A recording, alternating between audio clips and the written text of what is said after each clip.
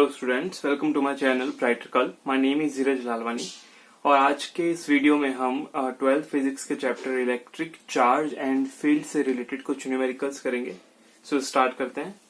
आपका first numerical कह रहा है a charge small q is placed at the centre of the line joining two equal positive charges capital Q। If the system of the three charges is in equilibrium then find small q। तो इस question को देखते हैं। देखो यहां पर कहा गया है कि आपके पास दो पॉजिटिव चार्जेस कैपिटल Q और कैपिटल Q पड़े हैं और इन दोनों को मिलाने वाली लाइन जो है इसके जस्ट सेंटर में एक चार्ज पड़ा है स्मॉल q। अब इस स्मॉल q की वजह से पूरा सिस्टम जो है दैट इज इन इक्विलिब्रियम और ये सेंटर में पड़ा है। तो मैं एज्यूम कर लेता हूं अगर ये वाली डिस्टेंस दो कैपिटल Q चार्ज के बीच की डिस्टेंस अगर x है, सपोज दिस इज x, तो ये कितना हो गया x/2 हो गया क्योंकि सेंटर में, और ये भी कितना हो गया x/2। तो अब इस स्मॉल q चार्ज को रखने की वजह से पूरा सिस्टम जो है वो इक्विलिब्रियम में आ गया। ठीक है, स्मॉल q तो ऑलरेडी इक्विलिब्रियम में होगा। क्यों होगा? क्योंकि इस q पर एक तो ये फोर्स लगाएगा कैपिटल Q, उसकी वैल्यू कितनी होगी k into small q into capital Q upon distance square x/2 का स्क्वायर। अब इस q पर ये वाला q भी कितना फोर्स लगेगा, इतना ही फोर्स लगाएगा। ठीक है, अगर सपोज ये पॉजिटिव होता तो इस पर इधर फोर्स लगता और इसकी वजह से इस पर यहां फोर्स लगता, यानी डायरेक्शन दोनों अपोजिट होती। क्यों अपोजिट होती? और अगर नेगेटिव भी होता, अगर ये नेगेटिव भी होता तो इसकी वजह से, क्योंकि ये पॉजिटिव है, ये दोनों पॉजिटिव है, तो इस पर अगर ये नेगेटिव है तो इस पर यहां फोर्स लगाता ये कैपिटल Q और ये कैपिटल Q इस पर यहां फोर्स लगाता अट्रैक्ट करने के लिए। तो दोनों ही केस में इस पर इक्वल एंड ऑपोजिट फोर्स काम करता। ठीक है, तो ये तो ऑलरेडी इक्विलिब्रियम में है ही। अब पूरा सिस्टम इक्विलिब्रियम में होने का मतलब ये है कि इस Q पर भी जो इसकी और इसकी वजह से फोर्स लगेगा वो जीरो होगा, इक्विवेलेंट फोर्स जीरो होगा, एंड इस Q पर भी इसकी एंड उस कैपिटल Q की वजह से जो फोर्स लगेगा दैट विल बी जीरो। तो यहां पर तो जीरो ही होगा इस स्मॉल q पर, वो मैंने बता दिया। अब या तो इसको अज्यूम करो या उसको अज्यूम करो, बात एक ही है क्योंकि दोनों सेम चार्जेस हैं। ठीक है, तो मैं ये वाला चार्ज अज्यूम कर रहा हूं और इसके ऊपर लगने वाला ओवरऑल जो फोर्स होगा उसको मुझे जीरो करना है, राइट। ठीक है, तो अब देखते हैं इस कैपिटल Q पर स्मॉल q जो चार्ज फोर्स लगाएगा, इस कैपिटल Q पर स्मॉल q जो फोर्स लगाएगा, लेट्स सपोज वो है F1 है इन दोनों के बीच का फोर्स। कितना होगा? That will B K Q upon x/2 का स्क्वायर, x/2 का होल स्क्वायर। अब इस कैपिटल Q पर ये वाला कैपिटल Q कितना फोर्स लगाएगा वो मान लो F2, वो होगा F2। So that is K into Q into Q। Q1 Q2 लेते ना हम कूलॉम्स लॉ में, तो एक Q1 ये हो गया तो Q2 ये हो जाएगा, Q इंटू Q अपन डिस्टेंस स्क्वायर, ये पूरी डिस्टेंस कितनी x, सो x स्क्वायर। तो इस Q पर दो फोर्स लग रहे हैं, एक लग रहा है F1, एक लग रहा है F2। अब मुझे इस Q पर ओवरऑल फोर्स जीरो करना है। जीरो कब होगा? ये जीरो तब होगा जब ये दोनों फोर्स क्या होंगे, equal and opposite. Equal and opposite का मतलब F1 जो होगा that should be negative of F2। F1 should be negative of F2, यानी कि अमाउंट तो दोनों का सेम है F1 एंड F2, और नेगेटिव साइन किसको दिखा रहा है? नेगेटिव साइन ओपोजिट डायरेक्शन को दिखा रहा है। अगर यहाँ पर दोनों फोर्स एक ही डायरेक्शन में लगते तो ये नलीफाई नहीं कर पाते। लेट्स सपोज Q यहाँ पर इसको इस साइड धक्का दे रहा है। ठीक है, कैपिटल Q जो है वो पॉजिटिव दे रखा है ऑलरेडी और ये भी पॉजिटिव दे रखा है क्वेश्चन के अंदर। ठीक है, दोनों पॉजिटिव्स दे रखे हैं, तो ये ऑलरेडी इसको यहाँ रिपेल करके लेफ्ट साइड में धक्का दे रहा है। अगर स्मॉल q भी इसको इस साइड ही फोर्स लगाता तो दोनों की डायरेक्शन सेम हो जाती, और दोनों को जब आप ऐड करोगे तो इक्विवेलेंट जो फोर्स आएगा that will not be zero. तो इसके लिए क्या जरूरी है, ये जरूरी है कि स्मॉल क्यू जो होगा वो इसको इस साइड फोर्स लगाएगा। तो हमें एक चीज पता चल गई, स्मॉल क्यू की पोलैरिटी। स्मॉल क्यू इस साइड फोर्स कब लगाएगा, किसी पॉजिटिव चार्ज पे। अट्रैक्ट कब करेगा, जब ये नेगेटिव होगा। तो ये चीज हमें पता चल गई, क्यू का नेचर होगा नेगेटिव नेचर। अब वो कैसे निकालना है, इस इक्वेशन का यूज करके। F1 कितना है, F1 है K Q small q upon x by 2 का होल स्क्वायर हो गया एक्स स्क्वायर बाय 4 मैंने रख दिया ऊपर, is equal to negative of K q square हो गया, K q square upon x square. So q से एक q कैंसिल हो जाएगा, k से k कैंसिल, x स्क्वायर से x स्क्वायर कैंसिल। तो मुझे स्मॉल q की वैल्यू कितनी मिलेगी, नेगेटिव q बाय 4। तो ये हमें पहले पता चल गया था कि स्मॉल q जो होगा वो नेगेटिव पोलैरिटी का होगा। अब इसका अमाउंट कितना होगा, इसका अमाउंट होगा इन दोनों चार्जेस का 1/4, इन दोनों चार्जेस का 25%। ठीक है, तो 1/4 ऑफ कैपिटल Q। और पोलैरिटी क्या आ गई, नेगेटिव पोलैरिटी। सो अब सेकंड क्वेश्चन गिवन है। सेकंड क्वेश्चन में a metallic solid is placed in a uniform electric field which of the line is correct that follows the path। यहां पर एक diagram बना हुआ, सबसे पहले मैं वो डायग्राम बना देता हूं। क्वेश्चन नंबर सेकंड है आपका, क्वेश्चन सेकंड। और यहाँ पर जो डायग्राम है, यहाँ पर एक सॉलिड स्फेयर रखा हुआ है। ठीक है, सॉलिड स्फेयर है, एक मेटल समझ लो, ये इस तरीके से रखा हुआ है, एक मेटेलिक पार्ट रखा हुआ है। ठीक है, और इसके अंदर 4 तरह की आपको इलेक्ट्रिक फील्ड लाइंस दिखाई गई है। फर्स्ट जो है दैट इज लाइक दिस, ये है नंबर 1 लाइन, पहली लाइन। दूसरी लाइन जो है वो इस तरीके से दिखाई गई है, दूसरी लाइन यहाँ एंटर कर रही है एंड देन यहां से इस तरीके से बना रखी है, ये नंबर 2 लाइन। तीसरी लाइन सीधी दिखा रही है, नंबर 3। एंड नंबर 4 में क्या हो रहा है, यहां से आकर के ये हल्का सा इधर टर्न है एंड देन यहां से ये बाहर इस तरीके से निकल रही है।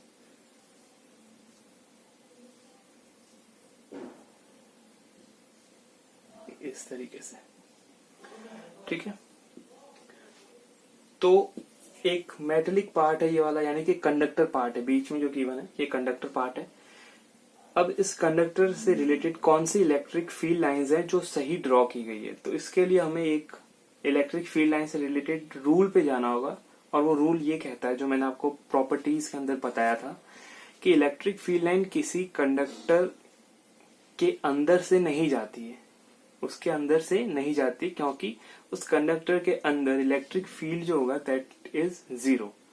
उस कंडक्टर के अंदर इलेक्ट्रिक फील्ड जो होता है वो 0 होता है। तो इसलिए इलेक्ट्रिक फील्ड लाइंस अंदर से नहीं जाती, अंदर से नहीं जाती। तो इसका मतलब मैं इस सेक्शन को और इस सेक्शन को कैंसिल कर लूंगा, आपको सिर्फ एंटर करती हुई दिखानी है और बाहर निकलती हुई दिखानी है। तो यहाँ तो पूरा अंदर से जा रहा है, यहाँ पर थोड़ा सा डिफ्लेक्शन के साथ अंदर से जा रहा है। अब बचा नंबर 1 एंड नंबर 4।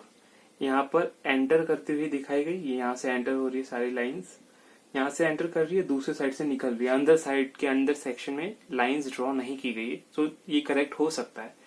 फोर्थ वाला भी करेक्ट हो सकता है, क्यों, क्योंकि इसके अंदर भी एंटर करती हुई लाइंस दिखाई गई है और बाहर निकलती हुई लाइंस दिखाई गई है।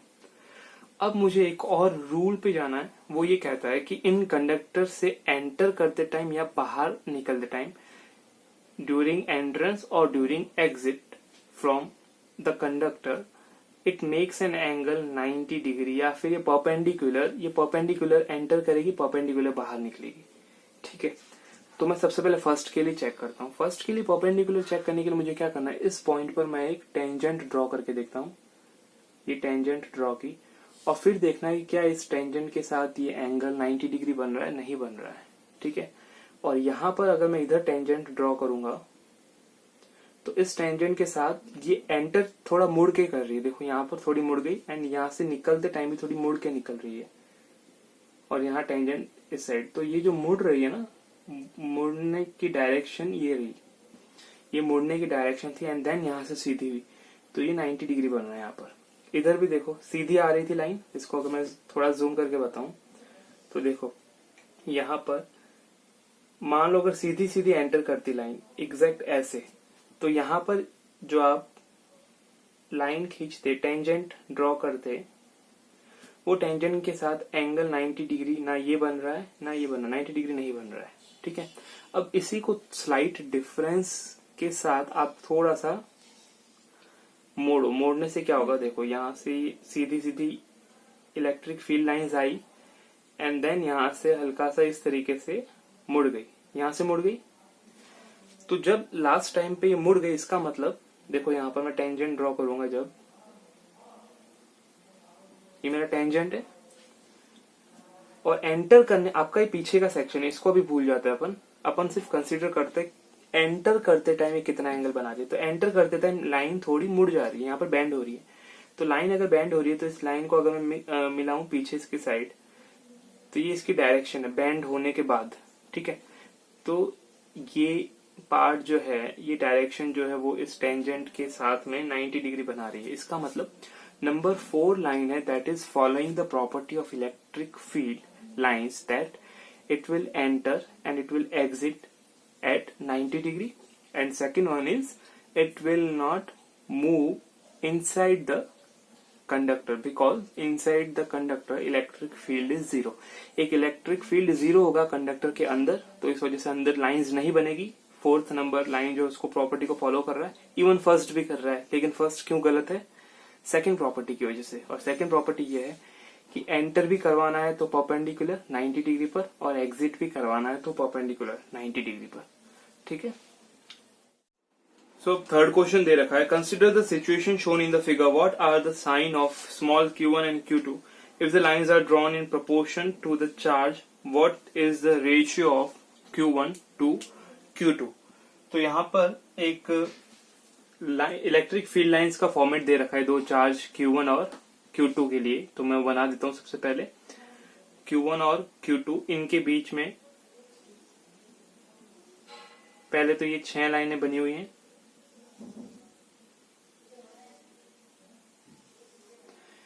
एंड देन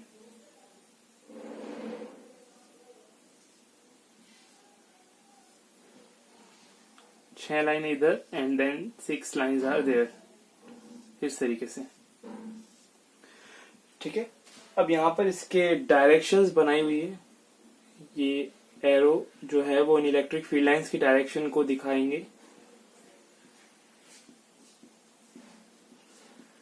और हमें पूछा गया है कि आप Q1 और Q2 की पोलैरिटी बताओ। पहली चीज पोलैरिटी, और फिर इनका रेशियो यानी कि Q1 अपॉन Q2 पूछा गया है। यहाँ पर Q1 और Q2 का ये जो फ्रैक्शन है ये पूछा गया है। तो अब देखो यहाँ पर हम सबसे पहले इस डायग्राम को देखेंगे, और डायग्राम को देखने से हमको ये पता चलता है कि ये जो लाइंस हैं वो किस चार्ज की ओर एंटर कर रही हैं और किस चार्ज से एग्जर्ट कर रही हैं, किस चार्ज से इमर्ज कर रही हैं, बाहर जा रही हैं। तो सारे एरोज को देखते हुए हमें ये पता चलेगा कि Q1 चार्ज से दूर जा रही है लाइनें, और हमें पता है कि पॉजिटिव चार्ज जो होता है वहां से लाइंस दूर जाती हैं एंड नेगेटिव चार्ज की ओर और आती हैं।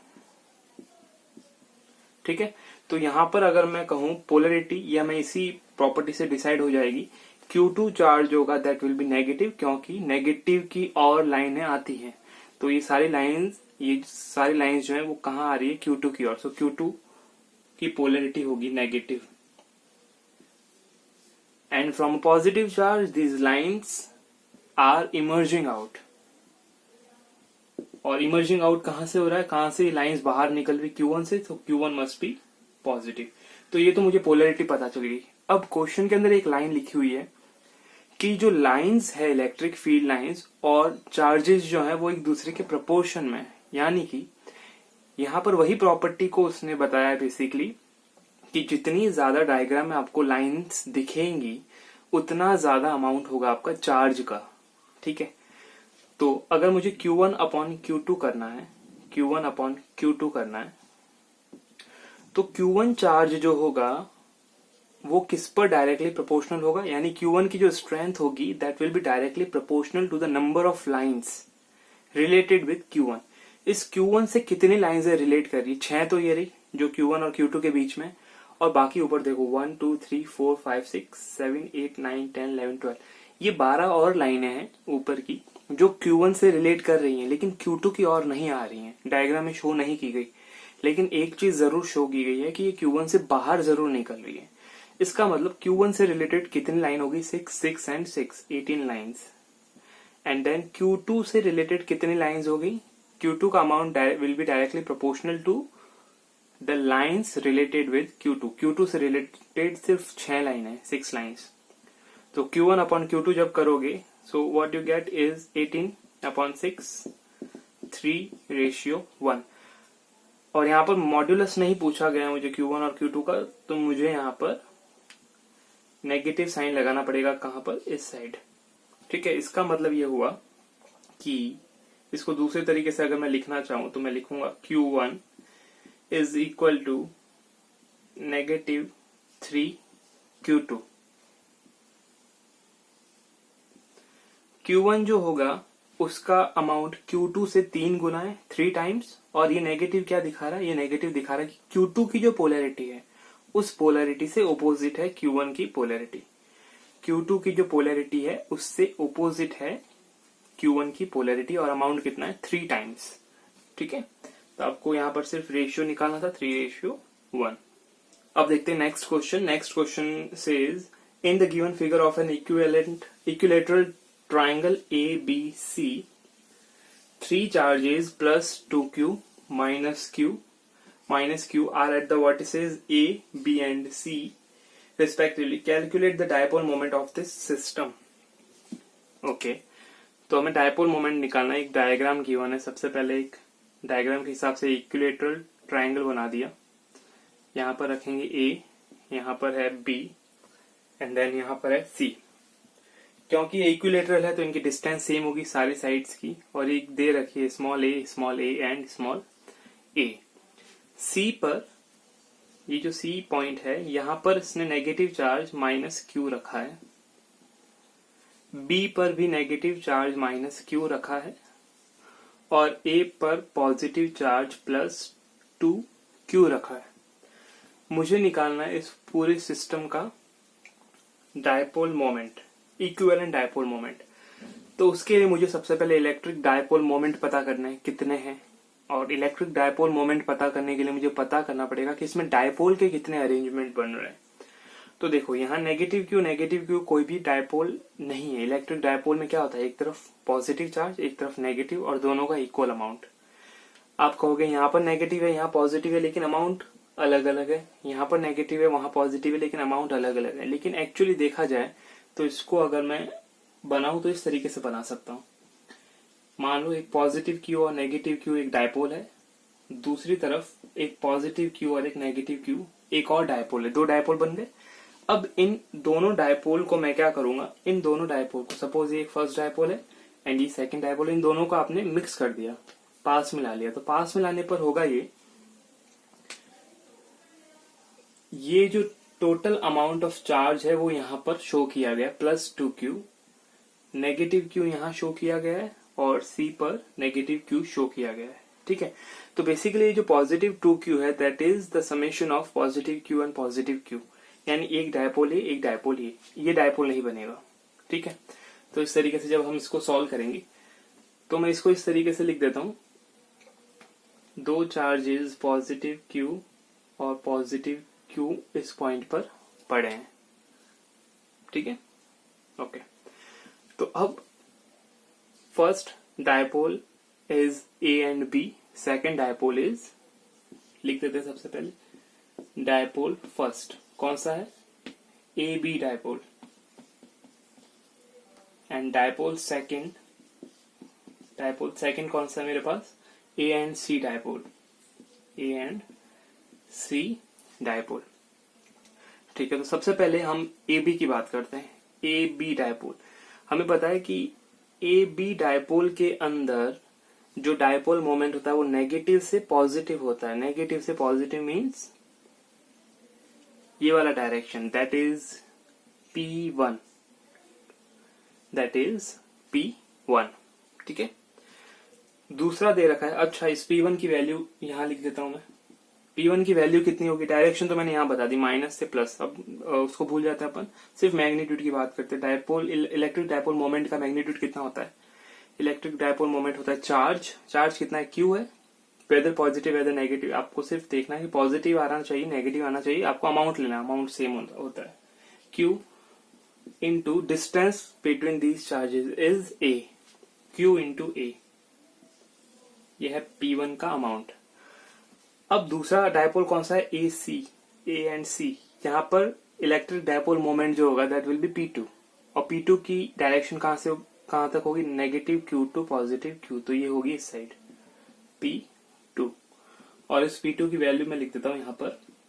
P2 क्या होगा? चार्ज। चार्ज का अमाउंट यहाँ पर भी कितना है? Positive Q। सिर्फ अमाउंट ले रहा हूं मैं, सो ना ये नेगेटिव लूंगा ना उस पॉजिटिव को काउंट करूंगा, मुझे सिर्फ लेना है Q। इनटू डिस्टेंस यहाँ पर भी है A, और डिस्टेंस क्यों सब में सेम है? Because it is given as an equilateral triangle.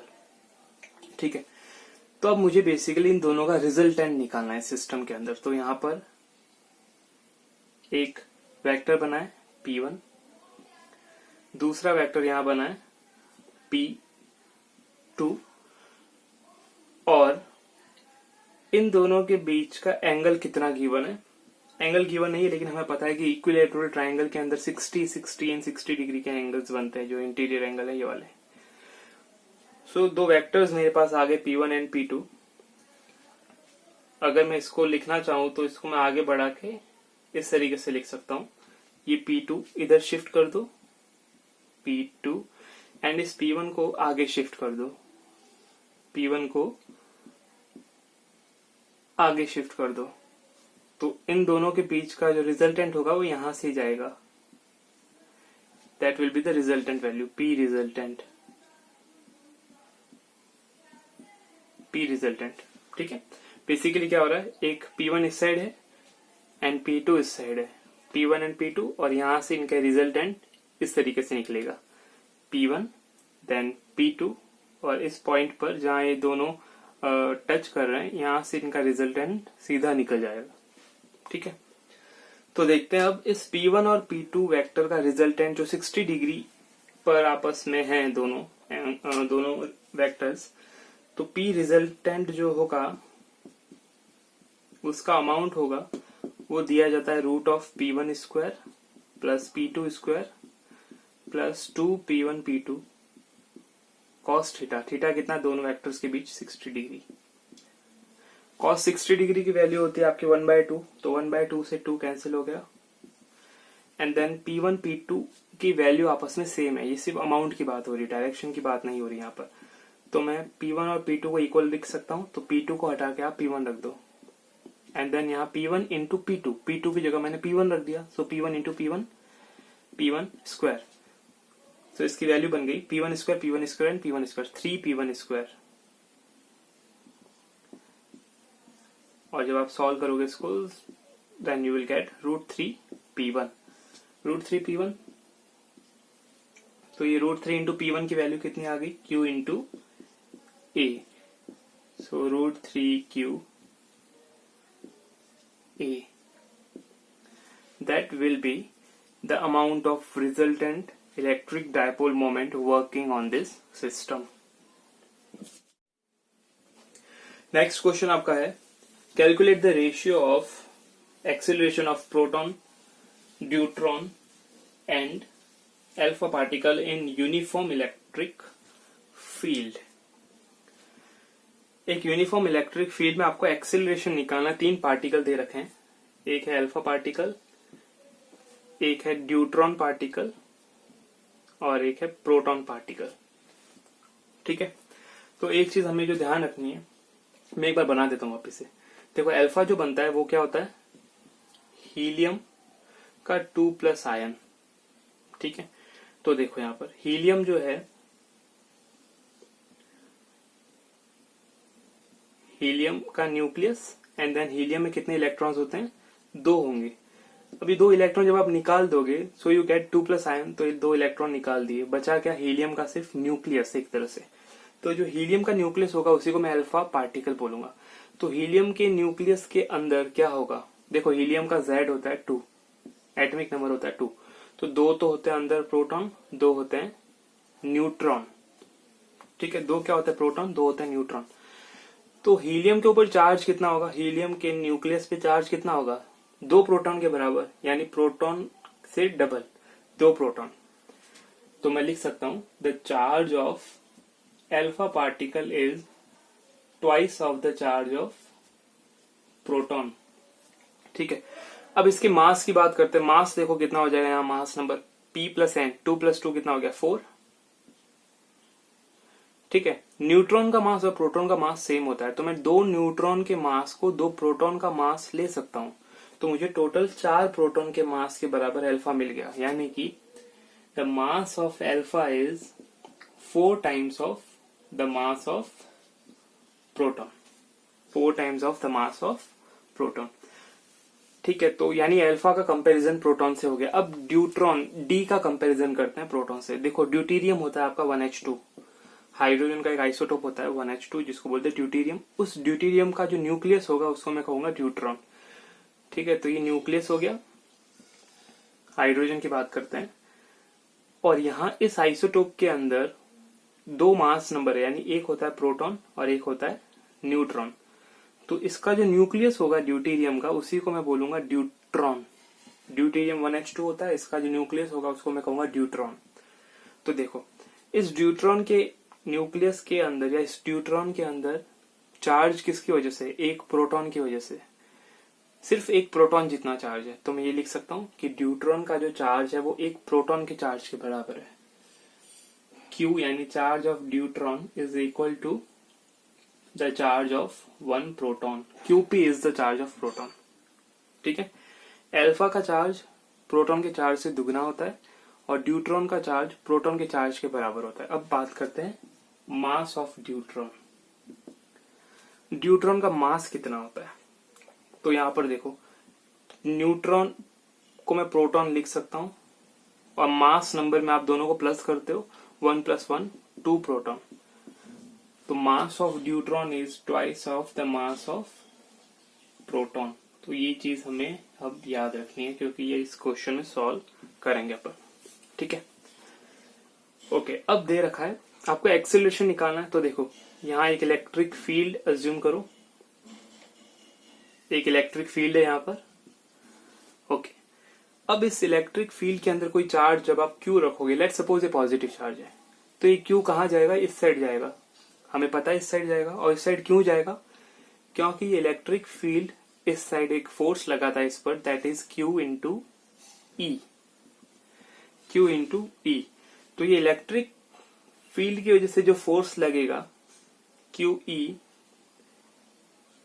इसको मैं इक्वल रख दूं फोर्स की basic definition mass into acceleration से, जहां m क्या है, m is the mass of that particular particle. जो पार्टिकल आपने लिया ना, Q पार्टिकल, Q चार्ज का पार्टिकल, उसका मास m है। और a क्या होगा, किस एक्सेलरेशन से, या किस एक्सेलरेशन से वो एक्सेलरेट होके यहां जाएगा। और अगर नेगेटिव चार्ज होगा तो इससे ओपोजिट जाएगा, पॉजिटिव होगा तो इलेक्ट्रिक फील्ड के साथ जाएगा। So acceleration is equal to QE by m। तो मुझे इस चीज का यूज करना है यहां पर कि एक्सेलरेशन जो होता है वो इलेक्ट्रिक फील्ड, चार्ज और मास पे डिपेंड करता है। अब देखो 3 चीजें हैं, अल्फा पार्टिकल, ड्यूट्रॉन पार्टिकल और तुम्हारा है प्रोटॉन। ये तीनों पार्टिकल हैं, तो तीनों का मास अलग अलग होगा, चार्ज अलग अलग होगा, लेकिन तीनों पार्टिकल रखे इसी फील्ड में, इलेक्ट्रिक फील्ड E में रखे हुए हैं। तो E तो हो गया कांस्टेंट। अगर E हो गया कांस्टेंट तो एक्सेलरेशन जो होगा that will be directly proportional to Q upon M। और इस रिलेशन का हमें यूज अभी करना है। ओके, चलो तो सबसे पहले मैं लिखता हूं एक्सेलरेशन। आपको क्वेश्चन में क्या पूछा गया, क्वेश्चन में सबसे पहले पूछा गया है proton, deuteron and alpha. Proton, deuteron and alpha, ठीक है। एक्सेलरेशन ऑफ प्रोटॉन जो होगा that will be directly proportional to charge of proton upon mass of proton.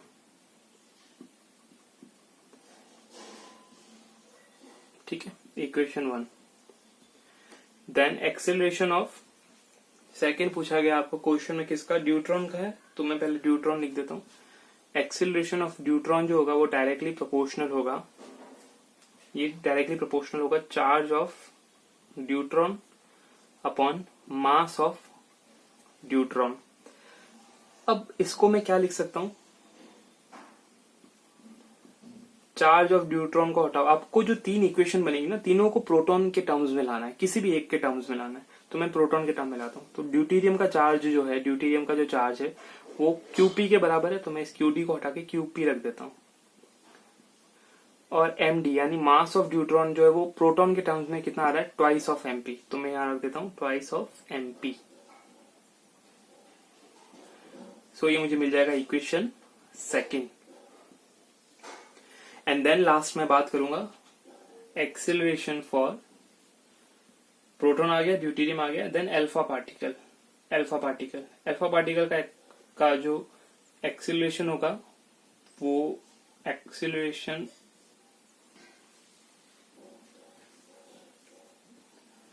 So next में बात करूंगा अल्फा पार्टिकल के लिए। So acceleration of alpha particle will be directly proportional to the charge of alpha particle and mass of alpha particle. तो इस चीज को मैं क्या रख सकता हूं, a alpha is directly proportional to q alpha. Q alpha कितना है, 2 times of charge of proton upon mass of alpha कितना है, mass of alpha is 4 times of mass of proton. ठीक है, तब मेरे पास इक्वेशन 1, इक्वेशन 2 और इक्वेशन 3 दे दो इसको, ये आ गया। ओके, तो अब देखो यहां पर मैं क्या करूंगा, यहां पर मुझे रेशियो निकालना है, acceleration of proton ratio, acceleration of deuteron ratio, acceleration of alpha. ये 3 रेशियो निकालने, सबसे पहले मैं ये 2 निकालता हूं, एपी एंड एडी का रेशियो। एपी और एडी का रेशियो कैसे आएगा, जब मैं इक्वेशन 1 और 2 को डिवाइड करूंगा। So AP by AD, so ये कितना आ गया, QP upon MP divided by AD की जगह क्या रख दूं, QP upon 2mp, 2mp। So QP से क्यूपी, एमपी से एमपी कैंसिल, 2 ऊपर चला जाएगा, व्हाट वी गेट इज 2/1 या फिर 2:1, 2:1। ये किन दोनों का रेशियो है, इसका और इसका। अब मुझे इसका और इसका रेशियो निकालना है, एडी और ए अल्फा, यानी कि equation 2 by equation 3। So a d by a alpha, suppose this is q p by 2mp divided by a alpha, कितना, a alpha 2qp upon 4mp। So qp, mp and mp will be cancelled out. 4 कहां multiply हो जाएगा, सबसे ऊपर 1 के साथ, सो मुझे मिला 4, और ये 2 और 2 मल्टीप्लाई होकर नीचे हो गए 4, ये दोनों कैंसिल हो गए, व्हाट वी गेट इज 1:1। 1:1 किसके लिए आ गया, एडी और ए अल्फा के लिए। ठीक है, ये आ गया। तो अब आगे मैं क्या करूंगा, तो एपी और एडी कितना हो गया, एपी और एडी है, AP and AD is 2:1 and then AD A alpha is 1:1, 1:1। तो देखो यहां पर AP AD and then AD A alpha. तो यहां डी और डी के रेशियो अगर सेम है तो आप इनको मिक्स करके लिख सकते हो, यानी कि इनको एक बार लिखोगे सिर्फ। So what we get is AP ratio A D ratio A alpha is 2:1 and 1, 2:1:1। So that will be your correct answer. अच्छा, अब एक चीज विच इज इंपॉर्टेंट, अगर यही रेशियो इस तरीके से होता, यहां तक आपका आंसर आ गया। वैसे अगर मान लो आपका रेशियो ऐसे होता कि इन 2 चीजों का रेशियो, सपोज आपको इस तरीके से बता देता हूं,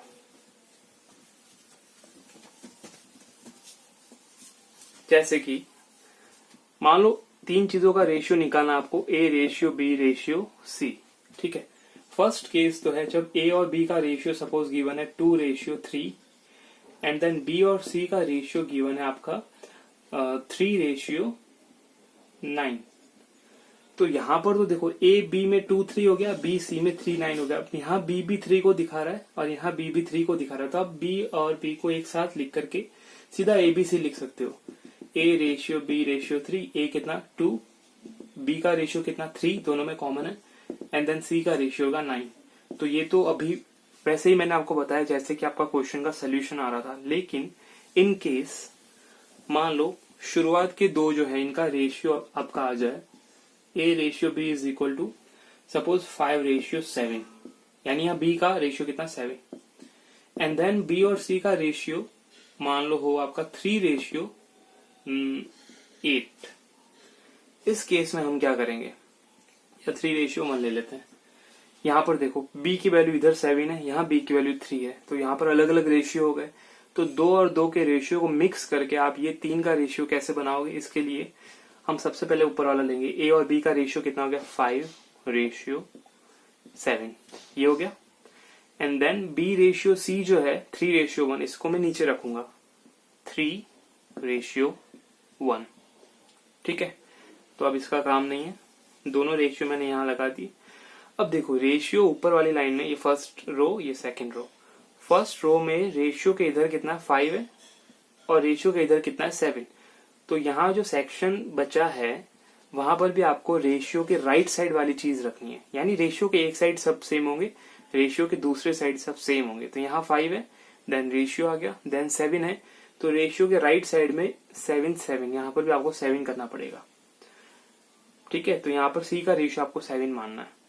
एंड देन यहाँ रेशियो के राइट साइड में सारे 1 होंगे, जितने भी, अगर आगे कुछ रखना होता तो मैं 1 रखता, और इसके लेफ्ट साइड में एक 3 दे रखा है, तो यहाँ पर इस सेक्शन में भी मैं क्या रखूंगा 3, तो यहाँ पर मैं रखूंगा 3। तो मुझे इस तरीके से वैकेंट प्लेस को भरना है कि रेशियो के एक साइड सेम नंबर, रेशियो के दूसरे साइड सेम नंबर। यहाँ पर रेशियो के एक साइड 1 आ रहा है, रेशियो के दूसरे साइड सारे 3 आएंगे। ये हो जाने के बाद आपको क्या करना है, इनका बस मल्टीप्लीकेशन, 5×3 = 15, 7×3 = 21 एंड 7×1 = 7। ये कैंसिल नहीं होंगे आगे, तो बस यही आपका फाइनल रेशियो होगा 15, 21 and 7। Okay, so next question given है, an electric dipole has a fixed dipole moment P which makes an angle theta with x axis when subjected to an electric field E1 EI cap, it experiences a torque, okay, and then this torque is given as T1 जिसकी value है tau k cap, and when subjected to another field E2 which is √3 EJ cap, it experiences another torque T2 which is equal and opposite to T1, यानी negative T1 दे रखा है। सो आपको निकालना है कि angle कितना होगा। ओके, सो इस क्वेश्चन को एक बार बोर्ड पे समझ लेते हैं। देखो ये क्वेश्चन कह रहा है कि एक इलेक्ट्रिक डायपोल रखा हुआ है जिसका डायपोल मोमेंट इस तरीके से दे रखा है P, और ये जो है वो x एक्सिस, ये आपका x एक्सिस है, एंड y एक्सिस, इन दोनों के बीच में रखा हुआ है। कितने एंगल पर है x एक्सिस के साथ, थीटा एंगल पर। ठीक है, यहाँ पर दो इलेक्ट्रिक फील्ड है, एक बार तो ये x एक्सिस के इलेक्ट्रिक फील्ड से रिलेट कर रहा है, उस इलेक्ट्रिक फील्ड को E1 लिखा गया है विच इज EI कैप, और क्योंकि आई कैप है इसलिए मैंने इसको x एक्सिस में दिखा दिया है। एंड दूसरा इलेक्ट्रिक फील्ड है E2 जो कि J कैप से दिखाया गया है, एंड देन इसकी वैल्यू कितनी है √3 E। ठीक है, और J कैप है, that means it will be in y axis direction. ठीक है, तो अब ये कह रहा है कि जब इस टॉर्क को, या जब इस P को आप x एक्सिस से रिलेट करते हो तब इस पर टॉर्क T1 लगता है, तो उस T1 का जो मैग्नीट्यूड होगा, इस T1 का जो मैग्नीट्यूड होगा वो मैं दे देता हूं PE sin थीटा से। ठीक है, तो यहाँ पर P एंड E कितना है, आपका E है, यहाँ पर मैं x एक्सिस वाला ले रहा हूँ। टॉर्क T1 कब लग रहा है, जब आप आई कैप वाले इलेक्ट्रिक फील्ड के साथ रिलेट कर रहे हो, राइट।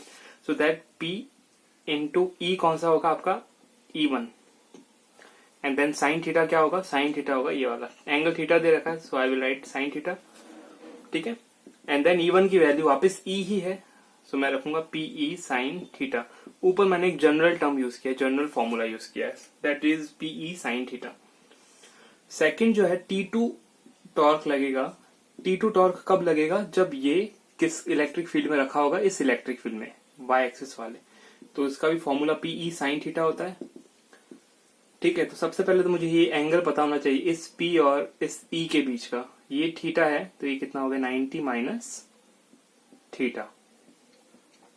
ठीक है, एंड देन P की वैल्यू तो P ही रहेगी, आपका वही डायपोल है तो डायपोल मोमेंट वही रहेगा। इलेक्ट्रिक फील्ड E, यहां पर E कौन सा लूंगा मैं? E2। वाई एक्सिस में कौन सा काम कर रहा है? E2। And then sine theta, theta कितना? 90 minus theta, 90 minus theta. And then E2, E2 की वैल्यू कितनी है? √3E साइन 90 माइनस थीटा हो जाएगा मेरा कॉस थीटा। तो मुझे मिलेगा √3PE कॉस थीटा। ये T2 का अमाउंट है। ठीक है, अब देखो यहां P क्रॉस E करोगे तब डायरेक्शन अलग आएगी, यहां पर इस साइड डायरेक्शन आएगी टॉर्क T1 की। एंड देन वहां पर P क्रॉस E करोगे तो P यहां पर है, E इधर है, तो डायरेक्शन इस साइड आएगी, तो डायरेक्शन अपोजिट है। ठीक है, यानी कि T1 और T2 जो है वो डायरेक्शन में अपोजिट होंगे। ये गिवन भी है आपके क्वेश्चन के अंदर, लेकिन दोनों का मैग्नीट्यूड इक्वल है। ठीक है, डायरेक्शन उल्टी है तभी नेगेटिव लग गया, मैग्नीट्यूड इक्वल है तो मैग्नीट्यूड को आप इक्वल रखो। यहां से आपको क्या मिल जाएगा? यहां से मुझे मिल जाएगा कि थीटा कितना होगा। तो यहाँ मैग्नीट्यूड कितना है? PE sine theta. तो मैं रखूंगा PE sine theta is equal to, यहाँ का मैग्नीट्यूड कितना है? √3PE cos theta. तो पीई से पीई कैंसिल हो गया, sine theta upon cos theta becomes tan theta. और यहाँ क्या बचा? √3। थीटा की वैल्यू कितनी मिलेगी? 60 degree. Okay, so next and last question आज का है, 3 solid spheres of different size and different charge are given, then find correct option out of the given ones. Okay, तो देखो यहाँ पर मैंने बोर्ड पर 3 अलग अलग सॉलिड स्फेयर्स बनाए हैं। फर्स्ट वाला जो है उसका जो साइज है वो सबसे छोटा है, फोर्थ वाले का सबसे बड़ा है, यहाँ थर्ड वाले का सबसे बड़ा है।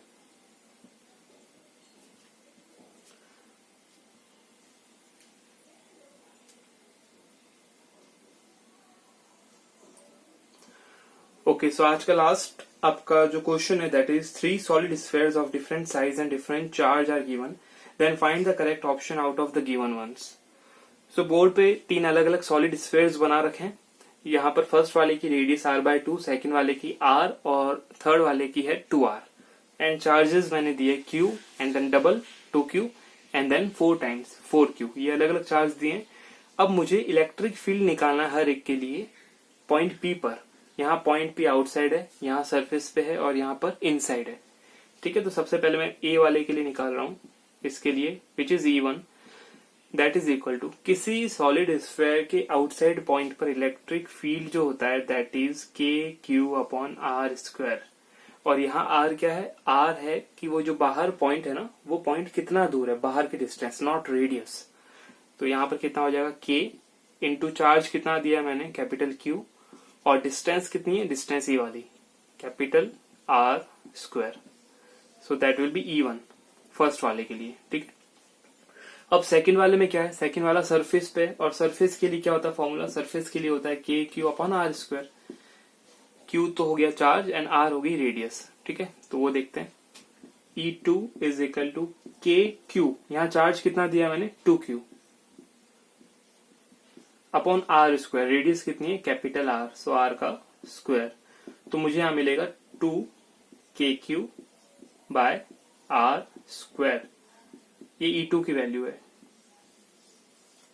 ठीक है, एंड देन किसी सॉलिड स्फेयर के अंदर, किसी सॉलिड स्फेयर जिसकी रेडियस अगर r गिवन है, उसके इनसाइड पॉइंट मान लो स्मॉल r डिस्टेंस पर है, तो इस इनसाइड पॉइंट पर कितना होता है इलेक्ट्रिक फील्ड? उसकी वैल्यू होती है KQ/r² into small r by capital R, ये वैल्यू होती है। तो यहाँ R बन जाएगा आपका R3।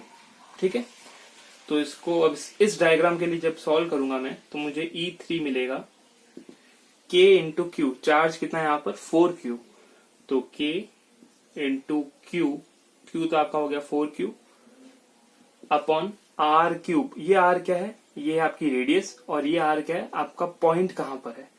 तो देखो ये आर कितना हो गया, ये वाला पॉइंट आपका ऑब्जर्वेशन पॉइंट पी है कैपिटल आर डिस्टेंस पर। And then capital R cube, ये कैपिटल आर क्या आपकी रेडियस, रेडियस कौन सी है, ये वाली 2r का क्यूब, 2r का होल क्यूब। तो इसको जब मैं सॉल्व करूंगा so what I get is 4 आगे आ गया, देन के क्यू आर एंड देन 2 का क्यूब हो गया 8 एंड देन r क्यूब। 4 से 8 कैंसिल हो गया 2 टाइम्स, r से r क्यूब कैंसिल होगा और नीचे बचेगा r स्क्वायर। सो मुझे मिला के क्यूब बाय आर स्क्वायर, और आगे क्या लगा है कोफिशिएंट 1/2 हाफ। ठीक है, तो यहां से मुझे क्या मिलेगा, यहां से मुझे ये मिलेगा कि सबसे बड़ी वैल्यू कौन सी है, E2 की वैल्यू। देखो के क्यू बाय आर स्क्वायर इधर भी आ रहा है, इधर भी आ रहा है और इधर भी आ रहा है। कोफिशिएंट कहां बड़ा है, यहाँ हाफ है, यहाँ 2 है और यहाँ कुछ नहीं है, मीन्स 1 है। ठीक है, तो 2 सबसे बड़ा coefficient, so E2 will be maximum. उससे कम कौन होगा, E2 से कम होगा, यहाँ 1 है E1 एंड देन यहाँ हाफ कोफिशिएंट है, सो E3। So E2 will be the maximum, E3 will be the minimum value. तो यहाँ आपका ऑप्शन हो जाएगा गिवन क्वेश्चन के अंदर option C, E2, E1 and E3। So hope you got the class. If not, आपको कोई अगर डाउट हो so you can visit the video again. Thank you.